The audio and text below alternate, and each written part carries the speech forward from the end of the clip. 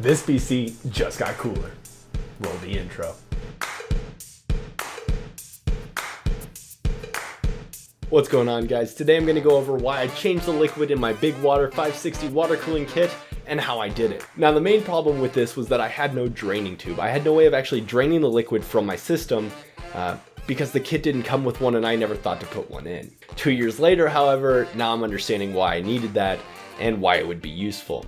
However, the other problem with that is my loop isn't very long. It only stretches from the bay of my case all the way to the CPU. If I would have put a draining loop in it, it would have had to go right in the middle, and it just wouldn't have been aesthetically pleasing, which I feel like is the point of doing water cooling in the first place. Once I got the supplies that I needed, I then started on my big project. I began by unplugging everything from the computer. I didn't want anything running into this computer, and I wanted to be able to turn it around and move it as I needed. After disconnecting everything from the back of the computer, I then unplugged everything from the modular power supply. I left a single cable plugged in that connected to my pump, as well as my lights so that I could see what was going on. After I got all of those unplugged, I then began to unscrew the CPU cooler. Now, I had to unscrew the screws that connected the actual water block to the back plate, which was on the back of the motherboard. I got that completely disconnected and lowered it away from anything that could be harmed, such as my GPU or my motherboard. Once I got it disconnected completely and moved away from everything, I then put it into a bucket to ensure that none of that liquid got onto my computer, as well as empty all that nasty fluid into something. Next came the fun part. I had to remove the tubing from the actual water block itself. Now, these have barb fittings on them, so it was actually relatively difficult because of the way everything was wedged down and tightened down. I began by trying to just simply pull it off. That didn't work. I then tried to use a screwdriver, and then I felt like I was damaging my tubes too much. I was loosening them up. I was really hurting my system. So then at that point, I just grabbed a glove and started pulling on it. Finally, I started to see the bubbles going. At this point, I knew that I was about to release the liquid because the air was flowing into the tube. And sure enough, as soon as I pulled just tight enough, I popped it open and all of that liquid came pouring out. After cleaning my hands, I then had to continue on to part 2 of my build. I then had to start flushing this full of water, distilled water. I had to flush it until none of that green liquid, none of that residue left over was in there. Before I could run the water cooling through my system, I first had to bridge 2 pins on the 24 pin that connects to the motherboard so that I could trick the power supply into thinking it was actually connected to a motherboard. Now, I did this because the power supply won't turn on without it being fully connected to a motherboard. This allowed me to use the same power supply to run power to just my pumps and my lights, and I could avoid actually plugging in or turning on my graphics card, my CPU, everything that's just unprotected right now. This is very much a rinse and repeat process. You don't just do it once and it's all clean. You have to keep going until you don't see any of that liquid, until that liquid comes out of the tubing completely clear.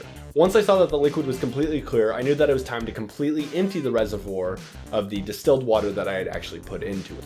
Once I got it completely reconnected, I connected the tubes back to the barbs, and then I put the fittings back on.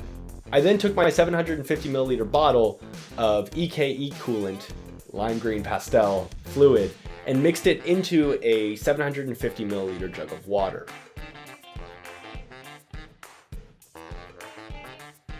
Once I got this all mixed and ready to go, I was then able to mix this all into my squirt bottle. That way I had a way of actually moving the liquid into my system. I filled up the reservoir all the way and once again went through a repeat process of filling it up and running it through until the system was completely full.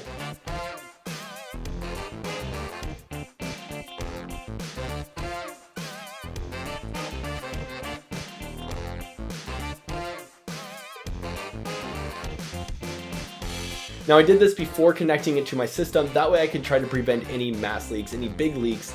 That way I didn't have to worry about that. Once I got my bracket reconnected to the computer and everything, I got all the way through. I was screwing in that last screw and I saw it. I saw a drop of water building up. And before I could do anything about it, it fell. It fell right onto the graphics card. And oh my god, was I scared. That liquid fell right onto the graphics card, but because I was using a coolant and nothing was turned on, I was able to know that I wasn't going to fry my system, and it was just a drop of water. I quickly ran to the bathroom, got some paper towels. I laid them over my graphics card and under the other part where it's connected, so right under the reservoir and the pump, I laid more paper towels. By doing this, I was able to ensure that any leaking would fall onto those paper towels first and not onto my system. Because of this minor leak, I actually went ahead and ran the system overnight for 24 hours. However, after those 24 hours, it was up and running and ready to go again. Well guys, thank you for watching. I hope you enjoyed the video. If you liked it, please leave a like below. If you have any questions or your own comments about this video, feel free to leave those in the comments. Other than that, I'll catch you on the flippity flop.